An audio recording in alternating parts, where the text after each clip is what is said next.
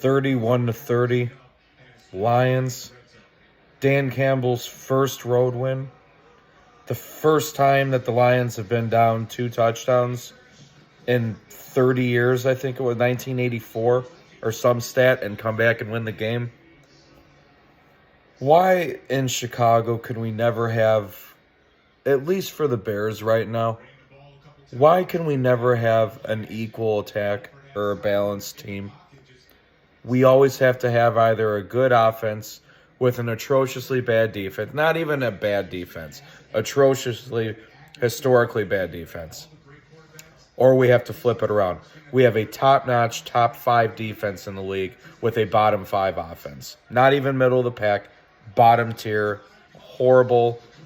We either will stop teams and give up 200 yards of offense and we'll score 15 points, or we'll score 40 points and we'll give up 45.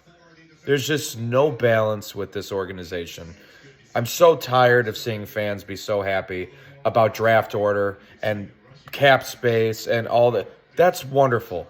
We've had this before. We've had it a few years ago. It didn't work. We had that a few years before that one didn't work, and it didn't work. We've had this before that 2 or 3 other times, and it didn't work.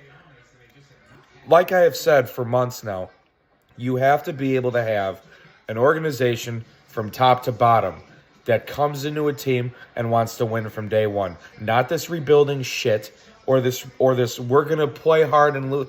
We don't quit, but we're going to look good while we lose. No, losing is losing. It's a blasphemy. It's terrible to lose. When you lose, you don't do your job. When you don't do your job, you get fired. That's what happens. Once again, I'm just seeing it go.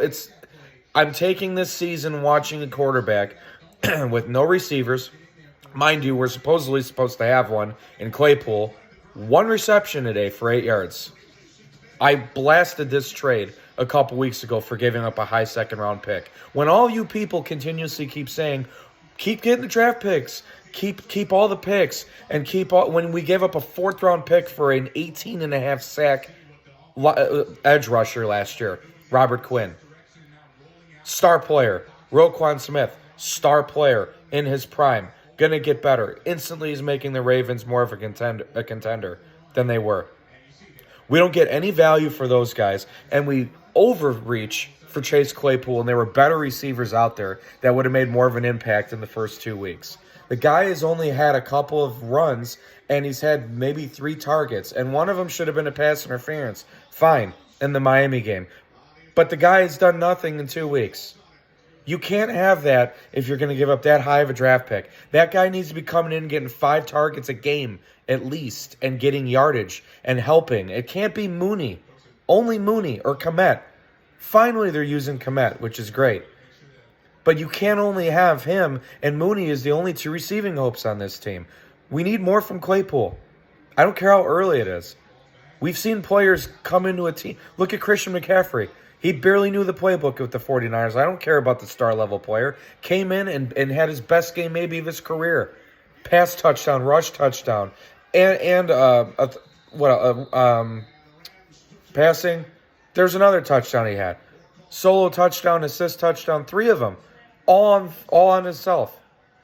Khalil Mack came here the first game. Didn't know the playbook. Had the best game maybe of his Bears tenure. Claypool's young enough to where he should be able to come in and be an immediate impact. We brought him in here now this season to throw him the ball, and we're not doing it. I love that Fields is Fields, and he can make plays, and he can run. Our line is still whatever. They're trying to get better. Maybe it's not as bad as it was, but they're still not good. We still need linemen. We still need receivers. And my God, the penalties today? Come on now. Yes, the referees made some bad calls. Today wasn't about officiating. The Miami game, all officiating. The 2 plays they called alone were the entire ball game. Not today. And people, really? Get rid of Cairo Santos? Get the hell out of here.